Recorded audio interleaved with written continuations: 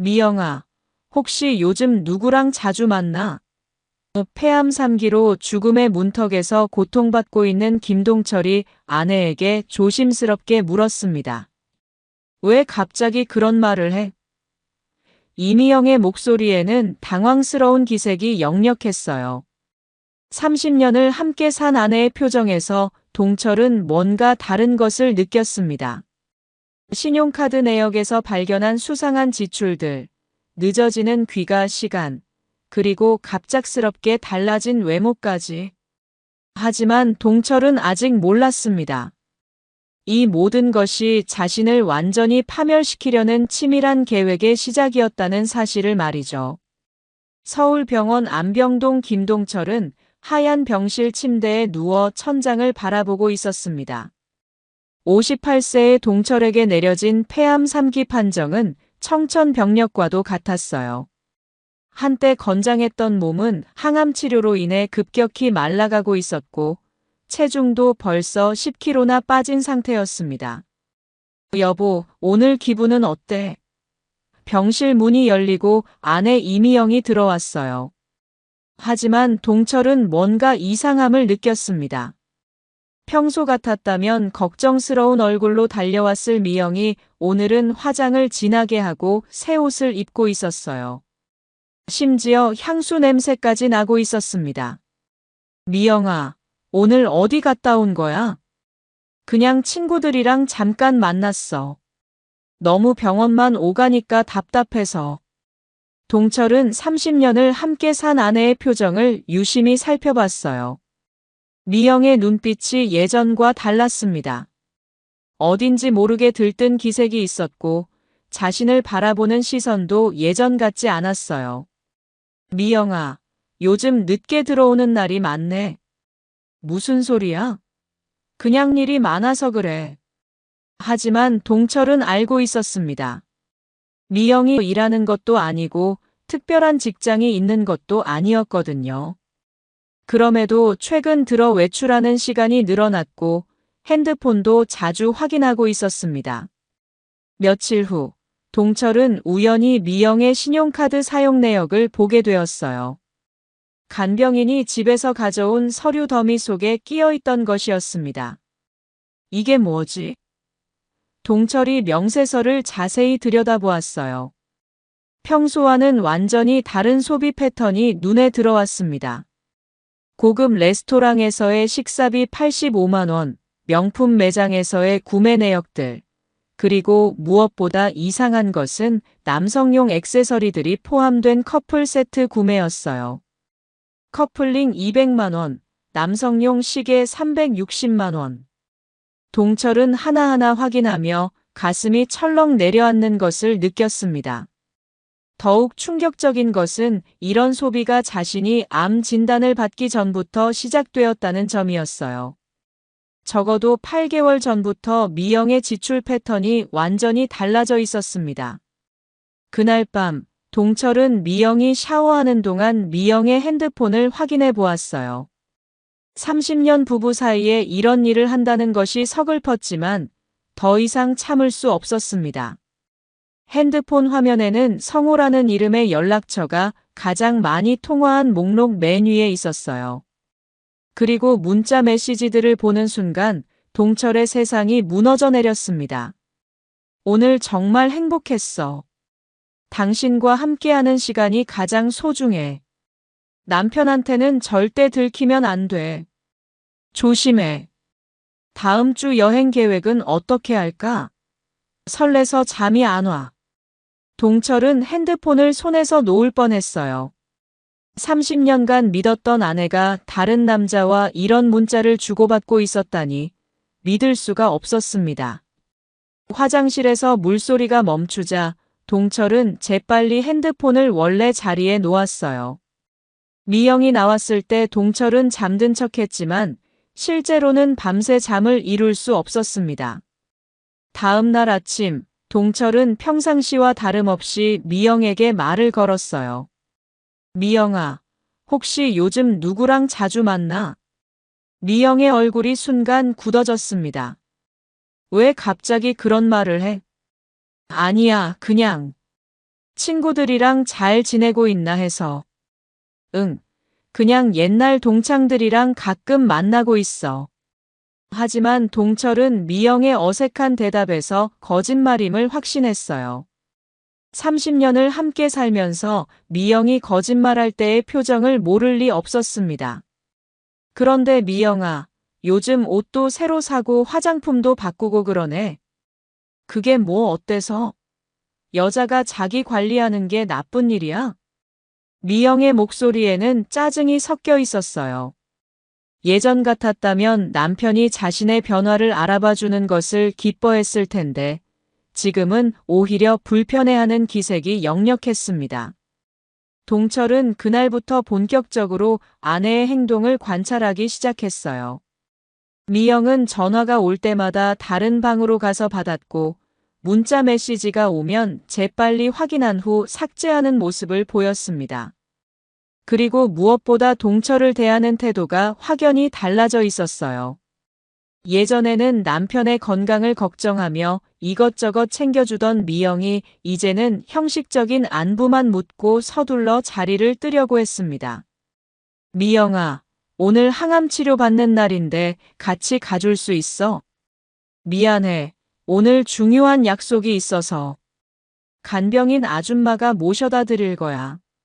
30년 전 미영이라면 남편의 치료에 가장 중요한 약속이라도 미뤘을 텐데 지금은 다른 약속이 더 중요한 것 같았어요. 동철은 그날 밤 깊은 고민에 빠졌습니다. 30년간 믿어왔던 사랑이 이렇게 허무하게 무너질 수 있다는 것이 믿어지지 않았어요. 하지만 모든 정황은 미영이 다른 남자와 관계를 맺고 있다는 것을 가리키고 있었습니다. 동철은 마음속으로 결심했어요. 이 모든 의혹을 확실하게 확인해야 한다고. 30년 부부의 믿음이 깨지는 순간이었지만 진실을 마주할 용기가 필요했습니다. 동철은 병실 창밖을 바라보며 지난 30년의 세월을 떠올렸습니다.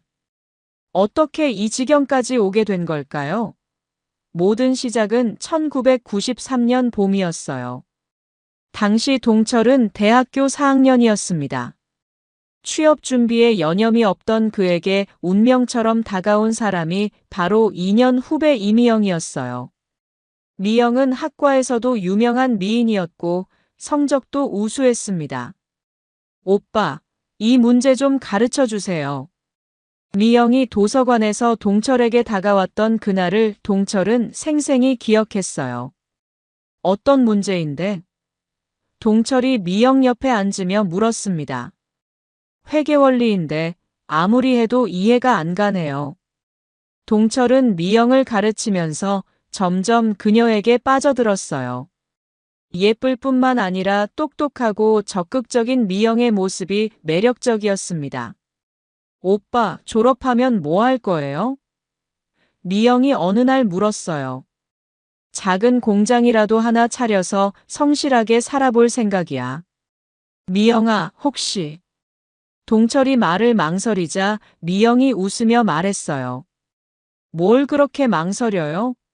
하고 싶은 말 있으면 하세요. 나랑 결혼할 생각 없어? 미영은 잠시 놀란 표정을 지었다가 수줍게 대답했어요. 오빠가 성공하면 생각해 볼게요. 그 말을 들은 동철은 정말 미친 듯이 노력했습니다. 졸업 후 바로 작은 자동차 부품 공장을 차렸어요. 자본금이 부족해서 부모님께 빌리고 은행 대출도 받아가며 사업을 시작했습니다. 새벽 5시에 일어나서 밤 11시까지 공장에서 일하는 것이 일상이었어요. 주말도 없었고 명절도 없었습니다. 오직 미영과의 결혼을 위해서였죠. 오빠, 정말 고생 많으시네요. 몸은 괜찮으세요? 미영이 가끔 공장에 찾아와서 격려해주곤 했습니다. 괜찮아, 미영아. 조금만 더 기다려줘. 내가 꼭 성공해서 너랑 결혼할게. 2년 후인 1995년 드디어 동철의 사업이 궤도에 오르기 시작했어요. 그리고 약속대로 미영과 결혼식을 올릴 수 있었습니다. 여보, 이제 정말 행복할 수 있을 것 같아. 신혼집에서 미영이 동철의 손을 잡으며 말했던 그 순간을 동철은 평생 잊을 수 없었어요. 동철은 아내를 위해 정말 모든 것을 다했습니다. 미영이 원하는 것이라면 무엇이든 해주려고 노력했어요. 신혼집도 미영이 원하는 강남으로 정했고 인테리어도 모두 미영의 취향에 맞췄습니다. 1998년에 딸 수진이 태어났을 때 동철의 기쁨은 하늘을 찔렀어요. 작고 예쁜 딸을 품에 안고 있으면 세상을 다 가진 기분이었습니다. 여보, 우리 수진이 정말 예쁘죠? 미영도 딸을 무척 사랑했어요. 하지만 아이가 태어나면서 미영의 요구는 더욱 늘어났습니다. 여보, 수진이 교육비를 생각하면 지금보다 더 많이 벌어야 할 것 같아요. 좋은 유치원 보내려면 돈이 많이 들어요. 동철은 딸을 위해서라면 뭐든 할 수 있었어요. 사업을 더 확장했고 더 많은 일을 맡아서 처리했습니다. 하루에 15시간씩 일하는 것이 당연해졌어요. 2000년대 들어서면서 동철의 사업은 크게 성장했습니다. 자동차 부품 제조업체로는 중견기업 수준까지 올라섰어요. 직원도 200명이 넘었고 연매출도 수백억 원 규모가 되었습니다. 여보, 당신 정말 대단해요. 이제 우리도 진짜 부자가 됐네요. 미영이 새로 산 명품 가방을 들고 기뻐했던 모습이 떠올랐습니다. 동철은 아내의 기뻐하는 모습을 보는 것이 가장 큰 행복이었어요. 미영이 원하는 것이라면 값비싼 보석이든 고급 자동차든 해외여행이든 무엇이든 해줬습니다. 하지만 2008년 금융위기가 닥쳤을 때 동철의 회사도 큰 타격을 받았어요. 매출이 급감했고 자금 상황이 어려워졌습니다. 여보, 설마 회사가 망하는 건 아니죠? 수진이 유학 준비하고 있는데. 미영이 걱정스러운 표정으로 물었어요. 걱정 마, 미영아. 내가 어떻게든 해볼게. 동철은 정말 어떻게든 해냈습니다. 개인 보증을 서고 집까지 담보로 잡히며 회사를 살렸어요. 그 과정에서 동철은 3개월간 거의 잠을 자지 못했습니다. 하지만 가족을 위해서는 견딜 수 있었어요. 위기를 넘긴 후 회사는 더욱 견고해졌습니다. 2010년부터는 매출이 예전보다 더 늘어났고 동철의 개인 자산도 상당한 수준에 이르렀어요. 역시 우리 여보가 최고예요. 저는 당신만 믿어요. 미영이 동철을 안으며 말했던 그 따뜻함이 이제는 너무나 허무하게 느껴졌습니다. 동철이 폐암 초기 진단을 받았을 때 미영은 충격을 받는 것 같았어요. 여보, 치료 잘 받으면 나을 수 있어요. 걱정하지 마세요. 그래, 미영아. 나도 최선을 다할게. 하지만 2년 후 암이 3기로 진행됐다는 소식을 들었을 때 미영의 반응은 달랐습니다. 여보, 이제 어떻게 해야 하죠? 그 말 속에는 절망이 아니라 다른 무언가가 섞여 있었어요. 마치 새로운 선택을 고민하고 있는 듯한 표정이었습니다. 동철은 30년간의 세월을 되돌아보며 깊은 한숨을 쉬었어요. 자신이 평생을 바쳐 사랑한 사람이 이제는 완전히 다른 사람이 되어 있었습니다. 하지만 아직 확실한 것은 아니었어요. 혹시 자신의 오해일 수도 있다는 마지막 희망을 품고 있었습니다. 동철의 의심이 시작된 지 일주일이 지났습니다. 이제 더 이상 추측만으로는 안 된다고 생각한 동철은 본격적으로 진실을 확인하기로 결심했어요. 첫 번째로 동철이 한 일은 오랜 친구이자 사업 파트너인 강현수에게 도움을 요청하는 것이었습니다. 현수는 동철과 대학 동기로 30년 넘게 함께 사업을 해온 믿을 만한 사람이었어요. 현수야, 나 좀 도와줄 수 있어? 동철이 조심스럽게 전화를 걸었습니다. 형, 무슨 일이에요? 목소리가 좀 이상한데. 미영이 요즘 좀 이상해서 혹시 뭔가 조사할 수 있는 방법이 없을까? 전화 너머로 현수가 한참 침묵하는 소리가 들렸어요. 형, 정말 그렇게 하실 거예요? 30년 부부인데. 현수야, 나도 이런 일 하고 싶지 않아. 하지만 뭔가 확실히 잘못되고 있다는 걸 느낄 수 있어. 그냥 확인만 하고 싶다고. 알겠습니다. 제가 아는 사람이 있어요. 조심스럽게 알아보죠. 현수는 동철의 부탁을 받고 사설조사 전문가에게 연락을 취했습니다. 며칠 후, 현수는 충격적인 정보를 가지고 왔어요. 형, 이거 보세요. 현수가 봉투를 건네며 말했습니다. 하지만 마음의 준비를 하세요. 봉투 안에는 미영이 낯선 남자와 함께 찍힌 여러 장의 사진이 들어 있었어요. 고급 레스토랑에서 다정하게 식사하는 모습, 쇼핑몰에서 손을 잡고 걷는 모습, 그리고 자동차 안에서 키스하는 장면까지 생생하게 담겨 있었습니다. 동철은 사진을 보는 순간 온몸이 떨렸어요. 30년 부부가 이렇게 쉽게 배신당할 수 있다는 것이 믿어지지 않았습니다. 이 남자가 누구야? 동철이 떨리는 목소리로 물었어요. 박성호라는 사람입니다. 겉으로는 심리상담사라고 하는데 실제로는 투자 컨설팅 업체를 운영하고 있어요. 투자 컨설팅? 네, 그런데 좀 수상한 점이 많습니다. 정식 허가를 받은 회사인지도 의심스럽고요. 현수가 보여준 추가 자료에는 박성호의 기본 정보가 들어 있었어요. 45세, 이혼 경력 1회, 현재 강남구에 거주하며 투자자문회사를 운영한다고 되어 있었습니다. 이 사진들은 언제 찍힌 거야? 가장 오래된 것이 8개월 전입니다. 형이 암말기 진단받기 전부터였어요. 동철의 가슴이 무너져 내렸습니다. 아내는 자신이 아픈 것과 상관없이 이미 다른 남자와 만나고 있었던 것이에요. 자신이 암으로 고생하는 것을 걱정하는 척하면서 실제로는 다른 남자와 즐거운 시간을 보내고 있었던 겁니다. 현수야, 이 남자에 대해서 더 자세히 알아볼 수 있어?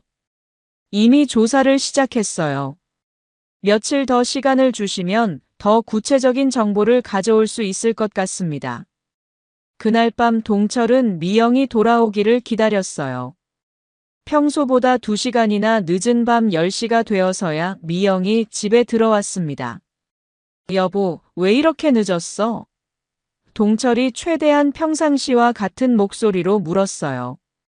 친구들이랑 저녁 먹다가 시간 가는 줄 몰랐어요.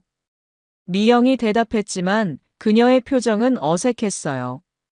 동철은 미영의 모습을 자세히 관찰했습니다. 화장이 지워져 있었고 옷에서는 남성용 향수 냄새가 났어요. 그리고 무엇보다 미영의 표정에는 뭔가 들뜬 기색이 있었습니다. 누구랑 만났는데? 대학 동창들이요. 오랜만에 만나서 이야기가 많았거든요. 하지만 동철은 알고 있었어요. 미영의 대학 동창들은 대부분 연락이 끊어진 상태였고 최근에 만난다고 한 적도 없었습니다. 다음 날 현수가 더욱 충격적인 정보를 가져왔어요. 형, 큰일입니다. 박성호 그 남자 보통 사람이 아니에요. 무슨 뜻이야? 과거에도 비슷한 일을 여러 번 했어요. 부유한 기혼 여성들에게 접근해서 관계를 맺고 남편 몰래 재산을 빼돌리는 수법을 써왔다고 합니다. 현수가 보여준 자료에는 박성호의 과거 전력이 자세히 기록되어 있었어요. 지난 5년간 최소 3명의 여성과 비슷한 관계를 맺었고 그들로부터 상당한 금액을 받아낸 것으로 나타났습니다. 그럼 미영이도? 네, 그럴 가능성이 높습니다. 그리고 형, 더 심각한 문제가 있어요. 뭔데? 우리 회사 계좌에서 돈이 빠져나가고 있어요. 현수가 보여준 회계장부를 보고 동철은 경악했습니다. 최근 6개월간 총 15억 원이 의문의 투자 명목으로 회사 계좌에서 빠져나가 있었어요. 이 투자는 누가 결정한 거야? 서류상으로는 형님이 결정하신 것으로 되어 있는데, 형님이 직접 사인하신 게 맞나요? 동철은 서류를 자세히 살펴봤어요. 분명 자신의 서명이 맞는 것 같았지만 뭔가 어색한 부분이 있었습니다. 현수야, 이 투자 회사가 어디야? SH캐피탈이라는 곳인데 대표가 박성호입니다.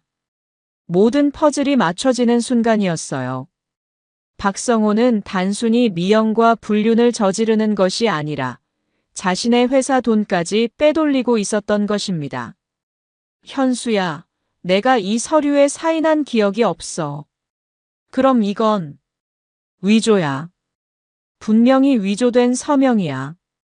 동철은 이제 모든 상황을 이해했어요. 미영과 박성호가 공모해서 자신을 속이고 있었던 것입니다. 아내의 불륜은 시작에 불과했고 실제 목적은 자신의 재산을 빼돌리는 것이었어요. 현수야, 이 모든 걸 증거로 정리해줘. 그리고 절대 미영이에게는 들키면 안 돼. 형, 정말 괜찮으세요? 이런 상황에서 몸까지 안 좋으시는데. 괜찮아. 오히려 지금이 가장 정신이 맑아.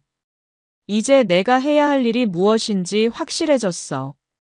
동철은 그날부터 본격적으로 증거 수집에 나섰습니다. 미영의 행동 패턴을 기록하고 박성호와의 만남을 추적했어요. 그리고 무엇보다 회사에서 빠져나간 돈의 행방을 추적하기 시작했습니다. 일주일 후, 동철에게는 미영과 박성호의 모든 부정행위를 입증할 수 있는 확실한 증거들이 쌓여 있었어요. 이제 다음 단계로 넘어갈 때가 되었습니다. 증거 수집을 시작한 지 한 달이 지나면서 동철의 몸 상태는 더욱 악화되었습니다. 항암 치료는 그의 몸을 갉아먹고 있었어요. 아버지, 많이 아프세요? 미국에서 유학 중인 딸 수진이 영상통화로 안부를 물었어요. 동철은 딸에게 걱정을 끼치고 싶지 않아서 억지로 밝은 표정을 지었습니다. 괜찮다, 수진아. 아빠는 강하니까 걱정하지 마. 그런데 엄마는 요즘 어떻게 지내세요? 연락해도 잘 안 받으시고 받아도 바쁘다고만 하시던데요. 동철은 딸에게 진실을 말할 수 없었어요. 엄마가 다른 남자와 바람이 났다는 것을, 그리고 아빠의 재산을 빼돌리고 있다는 것을 어떻게 말할 수 있겠습니까? 엄마도 바쁘시니까. 너는 공부 열심히 해. 아빠가 빨리 나아서 졸업식에 갈게. 정말요? 약속하세요. 응, 약속할게. 영상통화를 끊은 후 동철은 깊은 한숨을 쉬었습니다. 딸에게까지 거짓말을 하고 있는 자신이 초라하게 느껴졌어요. 하지만 어쩔 수 없었습니다. 적어도 수진만큼은 이 추악한 현실에서 보호해야 했으니까요. 그때 병실 문이 열리고 미영이 들어왔습니다. 하지만 예전과는 확연히 달라진 모습이었어요. 화장은 진하게 했지만 표정은 차가웠고 새로 산 비싼 옷을 입고 있었습니다. 몸은 좀 어떠세요? 미영이 마치 남처럼 건조하게 물었어요. 그 말에서 동철은 소름이 돋았습니다. 그냥 뭐 괜찮아. 치료는 잘 되고 있어요? 의사 말로는 시간이 더 필요하다는데. 미영은 동철의 대답을 들으며 무심하게 핸드폰을 확인했어요. 마치 병실에 있는 것이 귀찮다는 듯한 표정이었습니다. 동철은 아내의 그런 모습을 보며 가슴이 메어지는 것을 느꼈어요. 예전에 미영이라면 남편이 조금이라도 아프다고 하면 밤새 간병을 했을 텐데 지금은 핸드폰이 더 중요한 것 같았습니다. 미영아, 오늘 어디 갔다 왔어? 미영이 깜짝 놀라며 고개를 들었어요. 왜 그런 걸 물어봐요? 그냥 옷도 새로 입고 화장도 진하게 해서 친구 만나러 갔다 왔어요. 그게 뭐 어때서요? 동철은 미영의 방어적인 반응에서 거짓말임을 확신했어요. 하지만 지금은 들키면 안 되는 상황이었습니다. 아니야, 그냥 궁금해서. 요즘 많이 바쁜 것 같아서. 그날 밤 동철은 또 다른 항암 치료를 받았어요. 독한 약물이 혈관을 타고 온몸으로 퍼져나가면서 지옥 같은 고통이 시작됐습니다. 동철이 신음을 참으려 했지만 쉽지 않았어요. 온몸의 뼈마디가 부서지는 것 같은 고통, 속이 뒤틀리는 메스꺼움, 그리고 견딜 수 없는 두통까지. 항암 치료의 부작용은 상상 이상이었어요. 간호사가 진통제를 주사했지만 큰 도움이 되지 않았습니다. 온몸의 세포들이 하나씩 죽어가는 것 같은 고통이 밤새 계속됐어요. 새벽 5시쯤 견딜 수 없는 고통에 동철은 미영에게 전화를 걸었습니다. 미영아, 너무 아파. 올 수 있어? 전화 너머로 잠든 미영의 목소리가 들렸어요. 지금 몇 시인데요? 미안해. 너무 아파서 혼자 있기가 힘들어. 간병인 있잖아요. 간병인한테 부탁하세요. 미영아, 제발. 지금 너무 고통스러워. 마지막 일지도 모르는데. 알겠어요. 아침에 갈게요. 전화가 끊어진 후 동철은 절망감을 느꼈어요. 30년 전 미영이라면 밤중이라도 달려왔을 텐데 이제는 아침까지 기다리라고 하는 것입니다. 아침 10시가 되어서야 미영이 나타났어요. 하지만 그녀의 모습을 본 동철은 또 한 번 충격을 받았습니다. 머리는 새로 파마를 했고 비싼 브랜드 옷을 입고 있었어요. 마치 데이트를 나가는 것 같은 차림이었습니다. 많이 아팠어요? 미영이 형식적으로 물었어요. 응, 밤새 잠을 못 잤어. 정말 죽을 것 같았어. 그래요? 그럼 좀 쉬세요. 저는 일찍 나가야 해서요. 어디 가는데? 약속이 있어서요. 동철은 미영이 누구와 약속이 있는지 뻔히 알고 있었지만 모르는 척했어요. 미영아, 나 좀 도와줄 수 있어? 세수하기가 힘들어서. 간병인 아줌마에게 부탁하세요.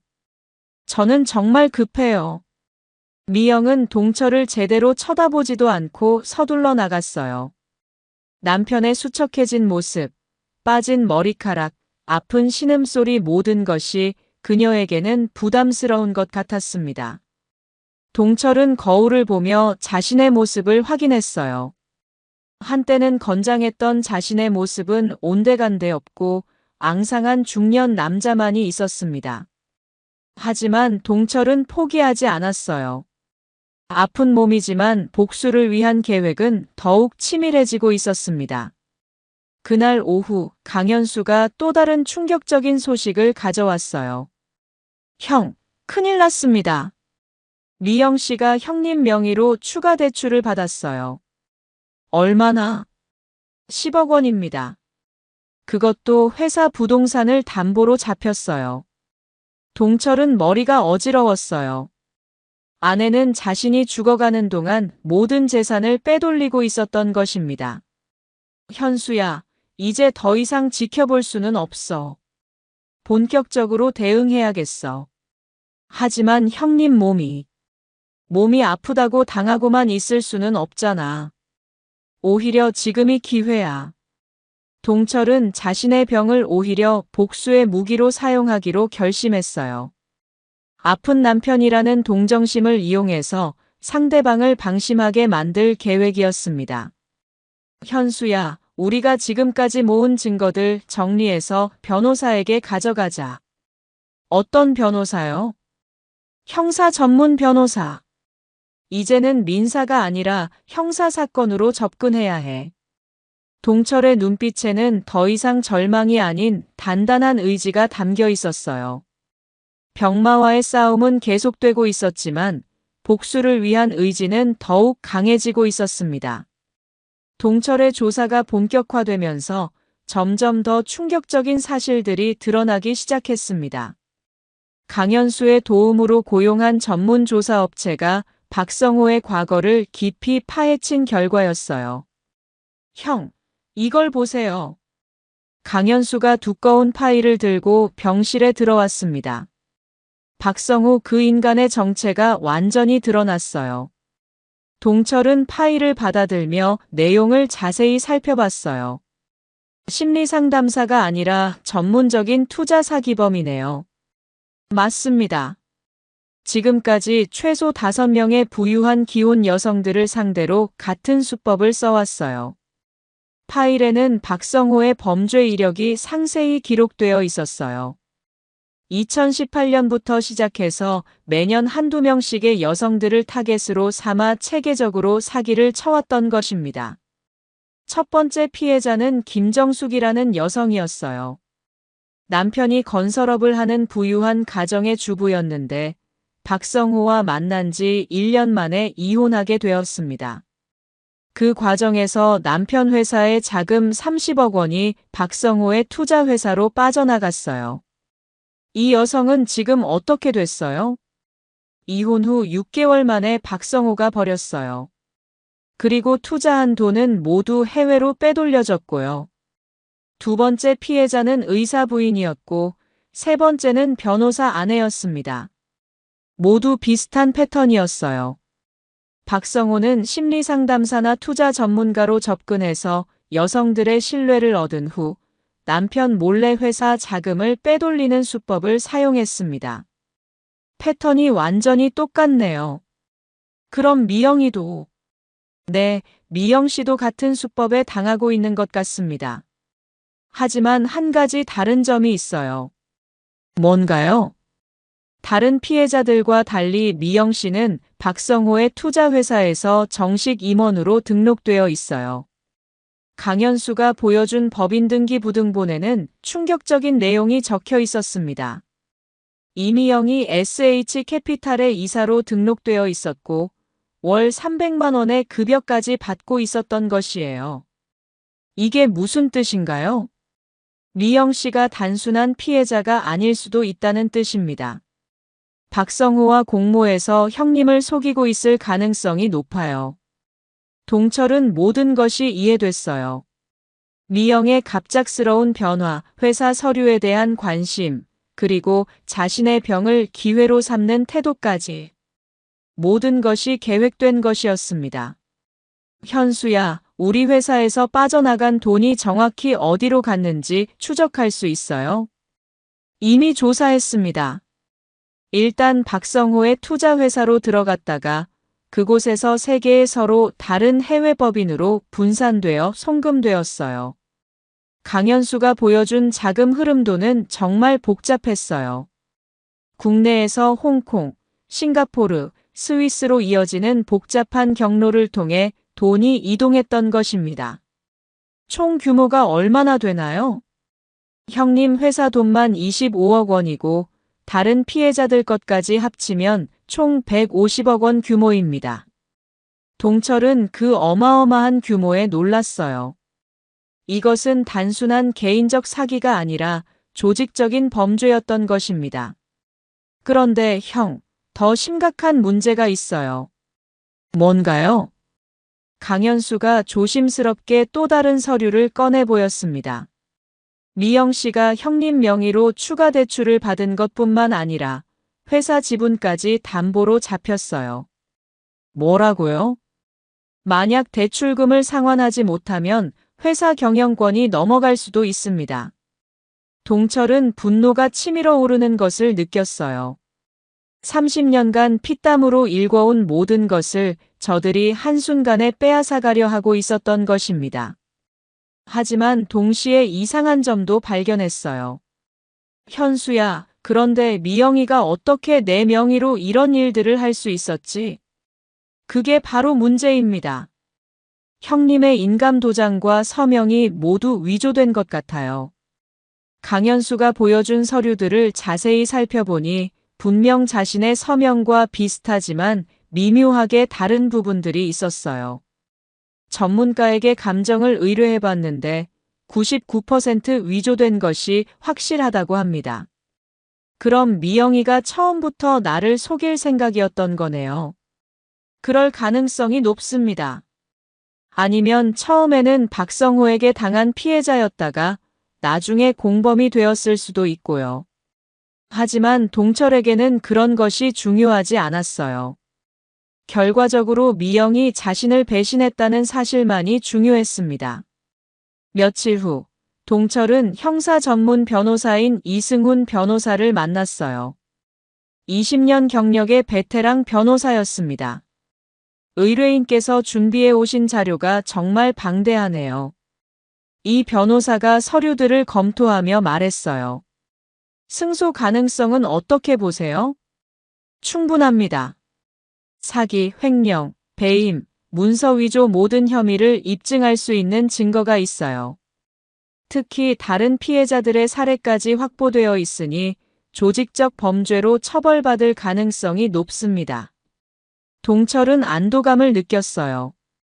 드디어 정의를 실현할 수 있는 기회가 온 것입니다. 변호사님, 제가 원하는 건 단순한 처벌이 아니에요. 완전한 파멸이에요. 무슨 뜻인가요? 법적 처벌은 기본이고 사회적으로도 매장시키고 싶어요. 다시는 이런 짓을 할 수 없도록 말이에요. 이승훈 변호사는 동철의 단호한 의지를 느꼈어요. 알겠습니다. 형사 고발과 함께 언론 제보도 준비하겠습니다. 그날 밤, 동철은 병실에서 혼자 모든 증거들을 다시 정리했어요. 사진, 녹음 파일, 금융 거래 내역, 위조된 서류들. 30년 아내와 그 공범이 저지른 모든 범죄를 입증할 수 있는 완벽한 증거들이었습니다. 하지만 동철의 복수 계획은 여기서 끝나지 않을 예정이었어요. 단순히 법적 처벌만으로는 부족했습니다. 그들이 자신에게 준 고통의 100배를 돌려줄 더 완벽한 계획이 필요했습니다.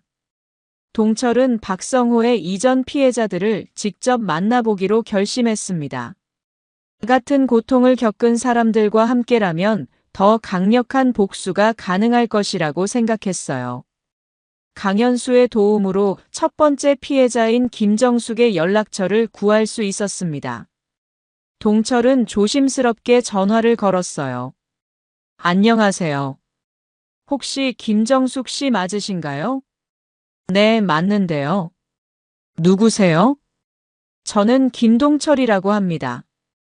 박성호라는 사람 때문에 연락드렸어요. 전화 너머로 정숙이 숨을 고르는 소리가 들렸어요. 박성호요? 그 사람을 어떻게? 저도 같은 피해를 당하고 있습니다. 한번 만나서 이야기할 수 있을까요? 며칠 후 서울 강남의 조용한 카페에서 만난 김정숙은 여전히 상처받은 모습이었습니다. 50대 초반의 그녀는 한때 부유했을 것 같은 흔적이 있었지만 지금은 많이 초라해 보였어요. 정말 같은 사람이 맞나요? 정숙이 박성호 사진을 보며 떨리는 목소리로 물었어요.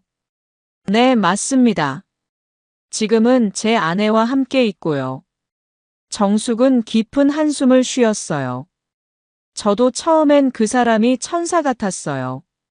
남편과의 관계가 소원해졌을 때 위로해주고 제 말을 들어주고. 어떻게 만나게 되셨어요? 심리상담소에서 만났어요. 남편과 갈등이 있어서 상담을 받으러 갔는데 그 사람이 상담사였죠. 처음 몇 달은 정말 상담만 받았어요. 동철은 정숙의 이야기를 들으며 박성호의 수법이 얼마나 치밀한지 알 수 있었어요. 그러다가 어떻게? 어느 날부터 개인적인 만남을 제안하더라고요. 남편 몰래 만나서 이야기하자고. 저도 그때는 단순히 상담의 연장이라고 생각했어요. 정숙의 목소리가 떨렸어요. 하지만 그게 아니었어요. 저를 완전히 조종하기 시작했죠. 남편의 나쁜 점들을 부각시키고 저에게는 더 나은 삶이 있다고 세뇌시켰어요. 투자 얘기는 언제부터 나왔나요? 관계가 시작되고 6개월 후쯤이었어요. 처음에는 작은 금액부터 시작했죠. 100만 원, 200만 원 이런 식으로. 그런데 수익이 정말 좋게 나왔어요. 동철은 고개를 끄덕였어요. 전형적인 사기 수법이었습니다. 그래서 점점 더 큰 금액을 투자하게 됐고, 결국 남편 회사 돈까지 손을 대게 됐죠. 남편분은 모르셨나요? 전혀 몰랐어요. 저에게 회사 재무 관리를 맡겨두셨거든요. 박성호가 모든 걸 완벽하게 계산했어요. 정숙은 눈물을 훔쳤어요. 결국 30억 원이 사라졌고 남편과도 이혼했어요. 그런데 그 직후에 박성호가 저를 버렸어요. 연락도 안 받고 투자한 돈도 모두 사라졌죠. 지금은 어떻게 지내세요? 지옥 같아요. 정숙의 목소리가 더욱 작아졌어요. 전 남편은 저를 범죄자 취급하고 아이들도 저를 원망해요. 박성호를 고소했지만 증거가 부족해서 무혐의 처분받았고요. 동철은 정숙의 손을 잡았어요. 이제 우리가 함께 힘을 합쳐서 그놈을 무너뜨려야 해요. 정말 가능할까요? 정숙의 눈에 희미한 희망이 떠올랐어요. 가능합니다. 저에게는 확실한 증거들이 있어요. 그리고 다른 피해자들도 있고요. 며칠 후, 동철은 두 번째 피해자인 이현주를 만났어요. 그녀는 의사 부인으로 20억 원을 잃었지만 다행히 이혼은 피했다고 했습니다. 저는 운이 좋았어요. 남편이 끝까지 저를 믿어줬거든요. 현주가 말했어요. 하지만 신뢰는 완전히 깨졌어요. 지금도 박성호를 찾고 계세요? 포기했어요. 경찰도 변호사도 모두 증거가 부족하다고 하더라고요. 동철은 현주에게도 같은 제안을 했어요. 우리가 함께 힘을 합치면 충분히 이길 수 있어요. 세 번째 피해자 박미선과도 만났습니다.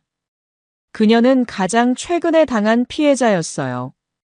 저는 다행히 15억 원 정도만 잃었어요. 미선이 씁쓸하게 웃으며 말했어요. 일찍 눈치채서 더 큰 피해는 막을 수 있었거든요. 일주일 후, 동철은 3명의 피해자들과 함께 비밀 모임을 가졌어요. 서울의 한 조용한 사무실에서 만난 그들은 각자의 증거들을 테이블 위에 쌓아놓았습니다. 이제 우리에게는 충분한 증거가 있어요. 동철이 서류들을 가리키며 말했어요. 박성호의 모든 범죄를 입증할 수 있습니다. 정숙이 걱정스럽게 물었어요. 그런데 정말 이번에는 성공할 수 있을까요? 저희는 이미 한 번씩 실패했는데. 이번에는 다릅니다. 동철의 목소리에는 확신이 있었어요. 우리는 개별적으로 싸우지 않아요. 집단으로, 체계적으로 접근할 거예요. 구체적으로 어떻게 할 건가요? 형사고발과 민사소송을 동시에 진행합니다. 4명의 피해자가 같은 범죄자를 고발하면 경찰도 무시할 수 없어요.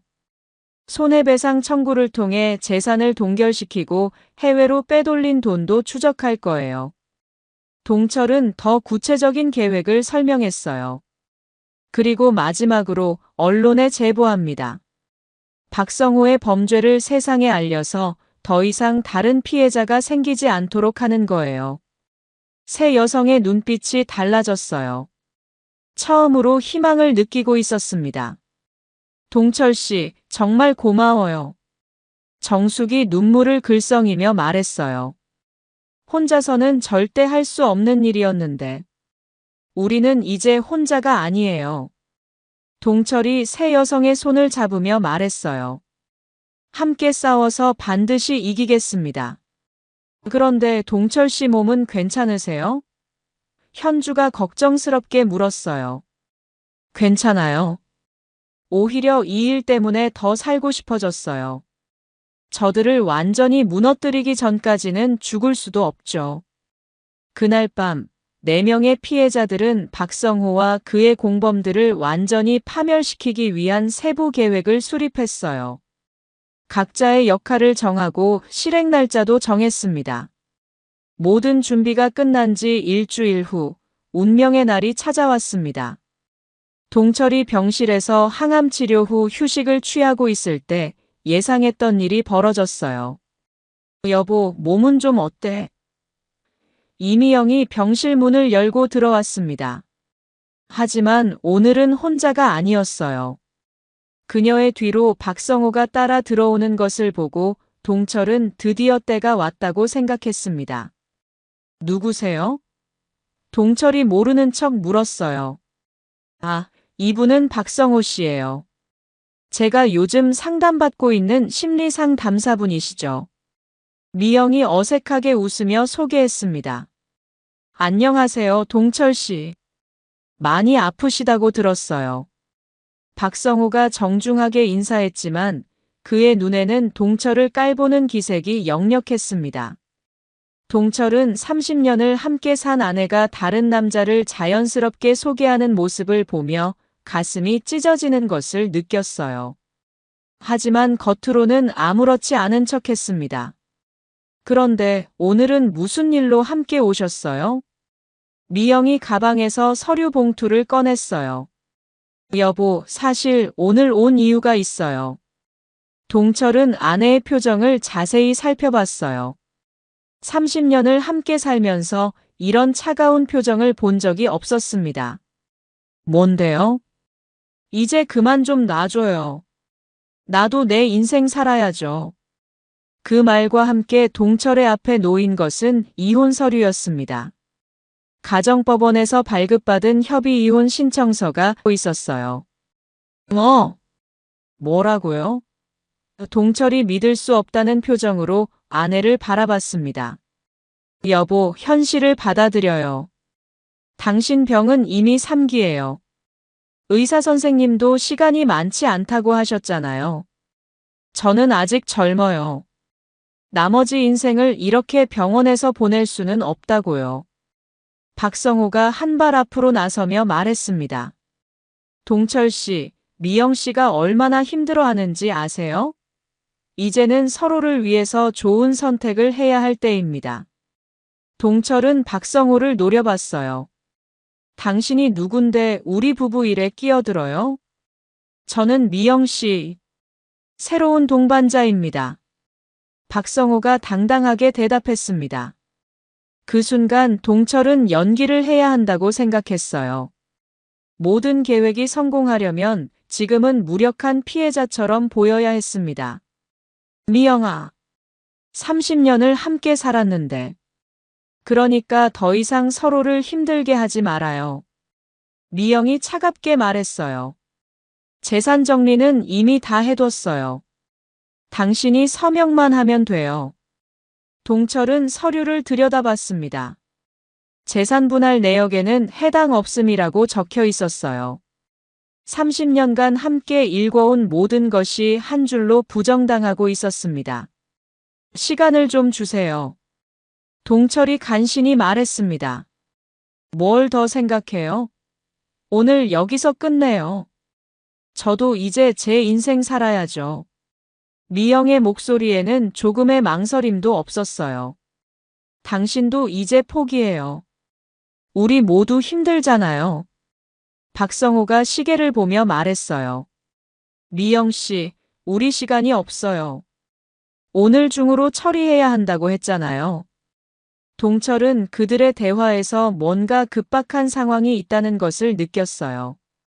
그래요, 알겠어요. 동철이 조용히 말하며 도장을 들었습니다. 미영과 박성호는 서로 만족스러운 눈빛을 주고받았어요. 그들은 모든 것이 자신들의 계획대로 되어간다고 생각했습니다. 잘 생각하셨네요. 박성호가 만족스러운 표정을 지으며 말했어요. 동철은 서류를 자세히 읽어보는 척하면서 시간을 끌었어요. 그리고 마침내 도장을 서류에 찍었습니다. 이제 됐나요? 동철이 힘없는 목소리로 물었어요. 네, 고생하셨어요. 미영이 서류를 챙기며 말했어요. 앞으로 서로 좋은 길로 가요. 박성호와 미영이 병실을 나가면서 복도에서 기뻐하는 소리가 들렸어요. 그들은 자신들이 완벽한 승리를 거두었다고 생각하고 있었습니다. 하지만 그들은 몰랐어요. 동철이 이혼 서류에 도장을 찍는 이 순간이 오히려 그들의 파멸을 향한 출발점이 될 것이라는 사실을 말입니다. 동철은 홀로 남은 병실에서 창밖을 바라보며 조용히 웃었어요. 이제 진짜 게임이 시작되는군요. 그리고 곧바로 강현수에게 전화를 걸었습니다. 현수야, 드디어 그들이 올무에 걸렸어요. 내일부터 계획을 실행에 옮기죠. 이혼 서류에 도장을 찍은 다음 날 오전 9시. 동철과 3명의 피해자들이 한 달간 치밀하게 준비한 복수가 드디어 시작되었습니다. 가장 먼저 서울중앙지검에 4건의 고발장이 동시에 접수되었어요. 사기, 횡령, 배임, 문서 위조 혐의로 박성호와 이미영을 고발한 것이었습니다. 검사님, 이 사건은 단순한 개인적 분쟁이 아닙니다. 동철의 변호사가 담당 검사에게 말했어요. 총 150억 원 규모의 조직적인 사기 사건입니다. 검사는 쌓여있는 증거자료를 보며 놀라는 표정을 지었어요. 이 정도 증거라면 바로 수사에 착수하겠습니다. 같은 시간, 금융감독원에도 박성호의 투자회사에 대한 제보가 들어갔어요. 무허가 투자자문업과 자금 세탁 혐의였습니다. 오전 10시, 각 언론사에 제보 전화를 걸었어요. 안녕하세요. 심리상담사로 위장한 투자 사기범에 대해 제보하고 싶습니다. 수백억 원 규모의 투자 사기 사건이 있어서 연락드렸어요. 오후 2시, 박성호의 투자회사 사무실에 금융감독원 조사관들이 들이닥쳤어요. 금융감독원입니다. 조사에 협조해주세요. 박성호는 당황했지만 아직 상황 파악을 못하고 있었어요. 무슨 조사인데요? 무허가 투자자문업 및 자금 세탁 혐의입니다. 오후 4시, 박성호에게 긴급 연락이 들어왔습니다. 대표님, 회사 계좌가 모두 동결됐습니다. 뭐라고? 어떻게 된 거야? 검찰에서 압수수색 영장을 가지고 왔어요. 그제서야 박성호는 심각성을 깨달았어요. 급하게 미영에게 전화를 걸었습니다. 미영아, 큰일 났어. 우리가 들켰어. 어떻게 들켰다는 거야? 동철이는 아무것도 모르는데. 그게 아닌 것 같아. 누군가 우리를 신고했어. 그때 미영의 집 초인종이 울렸어요. 문을 열어보니 경찰이 서 있었습니다. 이미영 씨 맞으시죠? 사기 및 횡령 혐의로 조사받으셔야 합니다. 저녁 7시 모든 주요 뉴스에서 박성호와 미영의 사기 사건이 톱뉴스로 보도되었어요. 심리상담사로 위장한 40대 남성이 부유한 기혼 여성들을 상대로 150억 원 규모의 투자 사기를 저질렀습니다. 특히 암 환자인 남편을 두고도 불륜과 재산 갈취를 동시에 저지른 부인의 행태가 큰 충격을 주고 있습니다. 인터넷에는 박성호와 미영의 사진이 도배되었고 댓글들은 분노로 가득했어요. 저런 인간들이 어떻게 세상에 존재할 수 있지? 암 환자 남편을 버리고 바람 피우다니 정말 악마도 저런 악마가 없다. 병실에서 뉴스를 보고 있던 동철에게 강현수가 전화를 걸었어요. 형, 대성공이에요. 저들이 완전히 무너지고 있어요. 수고했어, 현수야. 며칠 후, 더욱 충격적인 소식이 들려왔어요. 박성호와 미영이 서로 책임을 떠넘기며 추하게 다투고 있다는 것이었습니다. 이 모든 건 박성호가 시킨 일이에요. 저는 피해자라고요. 미영이 경찰 조사에서 절규했어요. 무슨 소리야? 미영이가 먼저 제안했어. 남편 돈을 빼돌리자고 한 건 미영이야. 박성호도 반박했습니다. 한 달 후 1심 판결이 나왔어요. 박성호는 사기, 횡령, 배임죄로 징역 5년을, 이미영은 사기, 횡령 공범으로 징역 3년, 집행유예 5년을 선고받았습니다. 형사처벌과 함께 민사소송도 진행되었어요. 동철은 재산분할 무효소송과 위자료 청구 소송에서 모두 승리했습니다. 피고 이미영은 원고에게 위자료 10억 원을 지급하라. 회사에서 빼돌린 25억 원을 전액 배상하라. 박성호와 미영의 모든 재산이 압류되었고 그들이 해외로 빼돌린 돈도 국제공조수사를 통해 대부분 회수되었어요. 하지만 진짜 파멸은 사회적 매장이었습니다. 언론 보도 이후 박성호의 투자회사는 완전히 망했고 미영은 동네 사람들의 손가락질을 받으며 지방으로 이사를 가야 했어요. 무엇보다 두 사람 모두 서로를 원망하며 관계가 완전히 파탄났습니다. 이 모든 게 다 내 때문이야. 당신이 욕심을 부렸기 때문에 이렇게 된 거야. 재판정에서 서로를 저주하며 다투는 모습이 뉴스에 나왔을 때 동철은 진정한 복수의 완성을 느꼈어요. 동철은 의외로 마음이 평온해졌습니다. 암 투병도 계속되고 있었지만 정신적인 고통은 많이 줄어들면서 건강도 점차 호전되었습니다. 아버지, 정말 고생하셨어요. 미국에서 돌아온 딸 수진이 동철을 안으며 말했어요. 수진아, 이제 우리 둘이서 새롭게 시작해보자. 동철은 복수로 되찾은 재산으로 딸의 미래를 안정적으로 보장해 주었어요.